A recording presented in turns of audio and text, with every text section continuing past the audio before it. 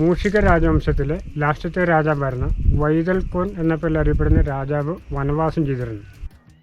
Hello friends, അപ്പോൾ ഇന്ന് നമ്മളൊരു യാത്ര പോവുകയാണ്. കണ്ണൂർ ജില്ലയിലെ വിനോദസഞ്ചാര കേന്ദ്രമായ പൈതൽ മലയിലേക്കാണ് പോകുന്നത്. പൈതൽ മല എന്നൊക്കെ പറഞ്ഞാൽ പലർക്കും അറിയാവുന്നതാണ്. ഞങ്ങളിപ്പോൾ ഇരിട്ടിയിൽ നിന്ന് വീട്ടുകാരെല്ലാം കൂടി ചേർന്നാണ് അവിടേക്ക് പോകുന്നത്. അപ്പോൾ അവിടെ നമ്മൾക്ക് വണ്ടി അങ്ങേ അറ്റം വരെ ഒന്നും ചെല്ലത്തില്ല. അവിടെ ചെന്ന് ഇറങ്ങിയതിന് ശേഷം ഒരുപാട് നടക്കാനൊക്കെ ഉണ്ട് അവിടെ. അപ്പോൾ നമുക്ക് ഇരിട്ടിയിൽ നിന്നും കുടിയാൻമല വഴിയാണ് നമ്മൾ അവിടേക്ക് പോകുന്നത്. അപ്പോൾ ആ കാഴ്ചകളൊക്കെ നമുക്ക് കണ്ടുകൊണ്ട് അങ്ങ് പോകാം.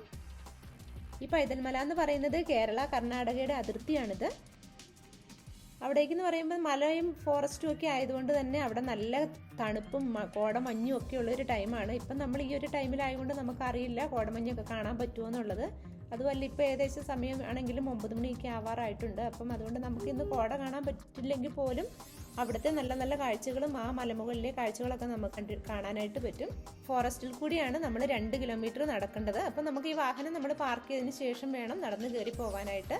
അപ്പം യാത്രകൾ നടക്കാനൊക്കെ ഇഷ്ടപ്പെടുന്നവരെ സംബന്ധിച്ച് ഒരുപാട് നല്ലൊരു ട്രിപ്പായിരിക്കും ഇത്.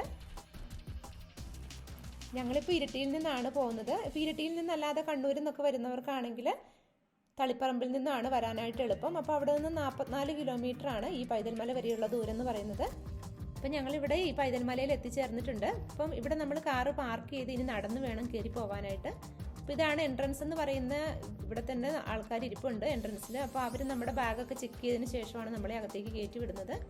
പ്ലാസ്റ്റിക് നിരോധന മേഖലയാണ്, അതുകൊണ്ട് തന്നെ നമുക്ക് പ്ലാസ്റ്റിക് കവറിൽ ഒരു ഫുഡോ ഐറ്റംസോ ഒന്നും നമുക്ക് കൊണ്ടുപോകാനായിട്ട് പറ്റില്ല. അപ്പോൾ ആദ്യമായിട്ടൊക്കെ വരുന്നവർക്കാണെന്നുണ്ടെങ്കിൽ നമ്മൾ ഫുഡും അങ്ങനെയുള്ളതൊക്കെ നമ്മൾ ടിഫിൻ ബോക്സുകളിലാക്കി വേണം എടുക്കാനായിട്ട്. അപ്പോൾ അത് നമ്മുടെ ബാഗിലിട്ട് നമുക്ക് തോളയിലിട്ട് അങ്ങനെ പോകാം.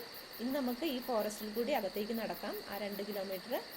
അപ്പോൾ ഇതാണ് ഇതിനകത്തൂടെയുള്ള വനത്തിനകത്തൂടെയുള്ള സ്ഥലം എന്ന് പറയുന്നതൊക്കെ ഇതാണ്. ഒരുപാട് കുന്നും മലകൾ അങ്ങനെ നമുക്ക് തോന്നത്തില്ല, എങ്കിൽ പോലും നടപ്പൊരിച്ചിരി ബുദ്ധിമുട്ടാണ്.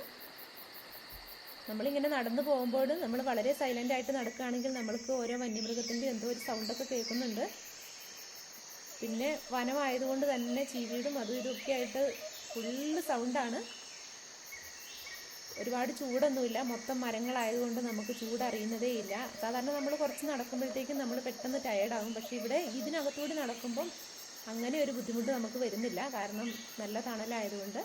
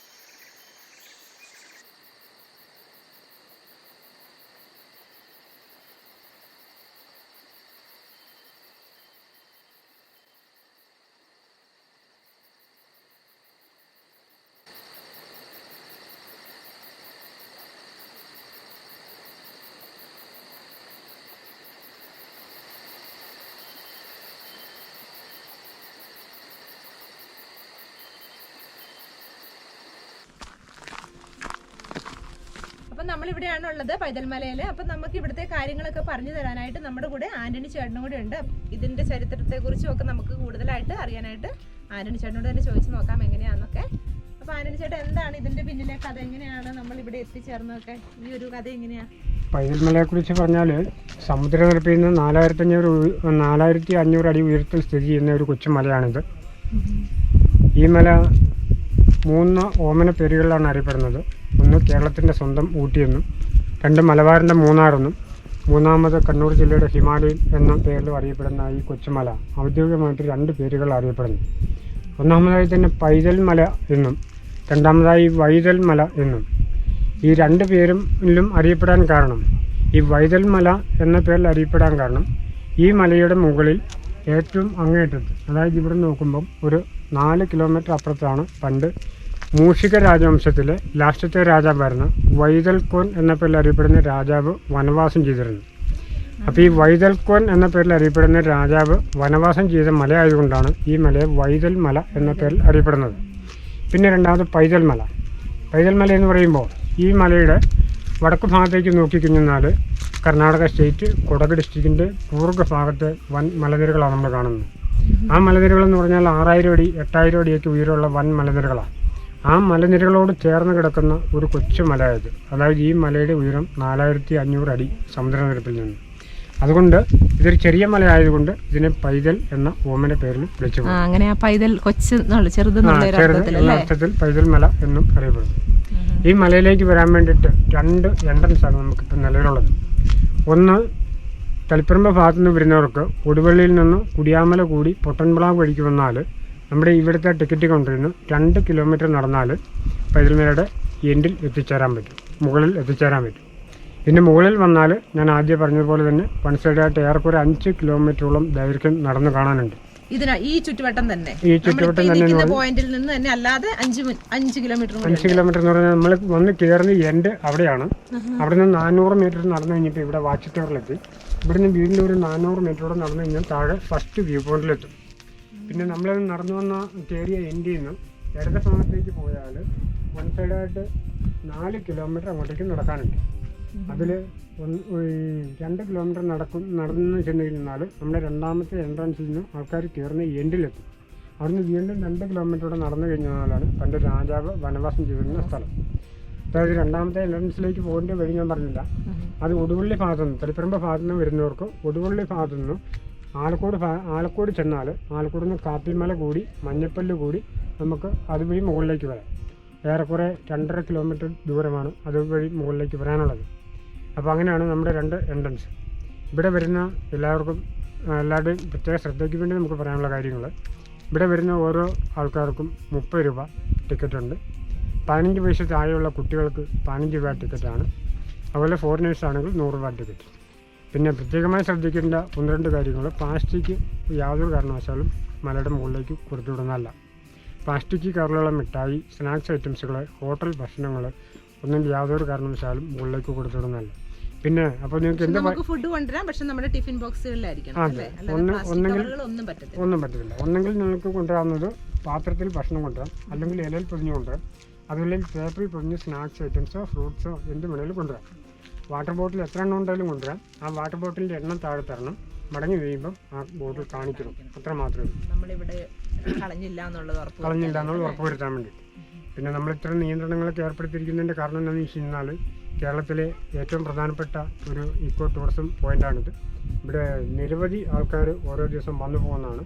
അപ്പോൾ ലേഡീസിനും കുട്ടികൾക്കും ഫാമിലിക്കും എല്ലാം ഭദ്രമായി സേഫ്റ്റിയായി വന്നു പോകുന്നതിന് വേണ്ടിയിട്ടാണ് പ്ലാസ്റ്റിക് കണ്ടമാനം ഈ മലയുടെ മുകളിൽ വീണിട്ട് പണ്ട് മൃഗങ്ങളൊക്കെ ചത്തി വീഴുന്ന ഒരു അവസ്ഥയാണ്. ടൂറിസ്റ്റ് പ്ലേസ് ആയിട്ട് ഇത് ഒരുപാട് വർഷങ്ങളായതാണോ ഇതിങ്ങനെ ടൂറിസ്റ്റുകൾ ഇങ്ങനെ വന്നു പോകുന്നത്? ടൂറിസ്റ്റ് പ്ലേസ് ആയിട്ട് ഒരുപാട് വർഷങ്ങളായി. പക്ഷേ നമ്മൾ ടിക്കറ്റ് വെച്ച് കൺട്രോൾ ചെയ്യാൻ തുടങ്ങിയിട്ട് 8 വർഷങ്ങൾ മാത്രമേ ആയിട്ടുള്ളൂ. ആ ടിക്കറ്റ് വെച്ച് കൺട്രോൾ ചെയ്യാൻ തുടങ്ങിയിട്ട് 8 വർഷം ആയുള്ളെന്ന് പറയുമ്പോൾ അതിൻ്റെ കാരണം എന്താണെന്ന് ചോദിച്ചാൽ, നമ്മൾ ഈ വാച്ച് ടവർ പണിതിരിക്കുന്നതും താഴത്തെ വ്യൂ പോയിൻറ്റിൻ്റെ കമ്പിവേലി പണിതിരിക്കുന്നതും ഒക്കെ ഇതിൻ്റെ മണലും സിമെൻറ്റും കമ്പിയും മെറ്റിലും സർവ്വസാധനവും താഴെ നിന്ന് നമ്മുടെ ടിക്കറ്റ് കൗണ്ടറിൻ്റെ അവിടെ നിന്ന് 2.5 കിലോമീറ്റർ ദൂരം ചുമന്ന് കൊണ്ടുവന്നിട്ട് പണിതാണ്. കഷ്ടപ്പെട്ടിട്ട് കൊണ്ടുവന്നത്. ഈ 8 വർഷം മുമ്പ് നമ്മൾ വന്ന് നോക്കുന്ന സമയത്ത് ഇതിൻ്റെ ഒരു കമ്പിയുടെ കഷ്ണം പോലും ഇവിടെ അവശേഷിക്കുന്നില്ലായിരുന്നു. ഒരു ഫില്ലറിൻ്റെ കഷ്ണം പോലും ഇവിടെ അവശേഷിക്കുന്നില്ല. ടൂറിസ്റ്റുകൾ വന്ന് മൊത്തം അടിച്ച് പൊളിച്ച് നിരത്തി കളഞ്ഞു. ഈ പറഞ്ഞു വെച്ചിരിക്കുന്ന ഈ സിംഗിൾ റൂമിൻ്റെ ഭിത്തിയുടെ 50% ടൂറിസ്റ്റുകൾ അടിച്ചു പൊളിച്ച് കളഞ്ഞു. പണ്ട് രാജാവ് വനവാസം ചെയ്തെന്ന് പറഞ്ഞ ആ ബിൽഡിങ്, അവിടെ ബിൽഡിംഗ് ഉണ്ടായിരുന്നു. ആ ബിൽഡിങ് പൂർണ്ണമായിട്ടും തകർത്ത് കളഞ്ഞു. അതിൻ്റെ മുറ്റത്തൊരു കിണറുണ്ടായിരുന്നു. ആ കിണറിൻ്റെ അകത്തും ഈ ബിൽഡിങ്ങിൻ്റെ കട്ടയെല്ലാം അടിച്ച് പൊളിച്ചിട്ട് ആ കിണറും മൂടിക്കളഞ്ഞു. അങ്ങനെ സാമൂഹ്യ ദ്രോഹികളുടെ ഒരു എന്നാ പറയണ്ടേ, ഒരു ആവാസ കേന്ദ്രമായി മാറിയിരുന്നു ഈ പൈതൽമല.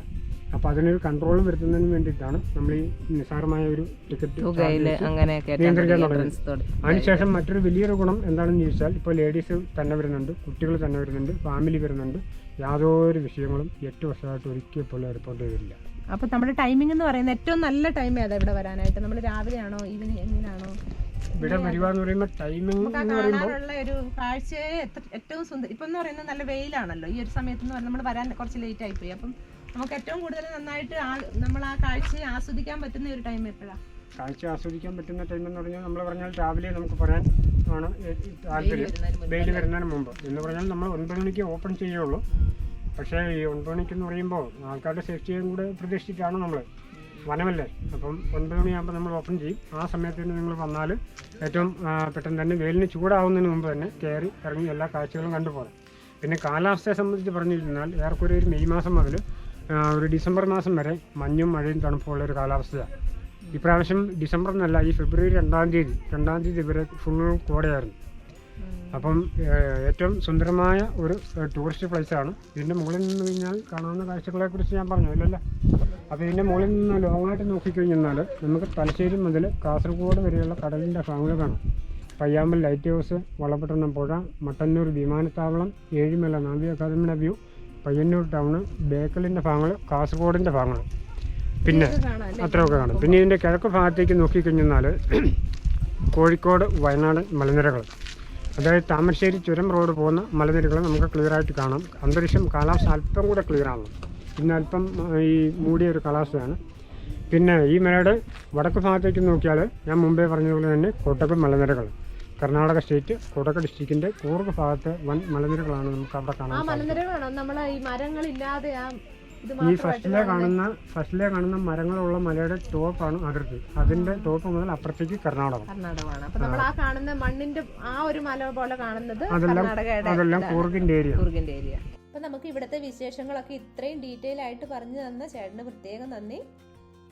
അപ്പൊ നിങ്ങൾക്ക് എല്ലാവർക്കും ഇവിടുത്തെ ഈ ഒരു വീഡിയോ ഇഷ്ടമായിട്ടുണ്ടാകുമെന്ന് കരുതുന്നു.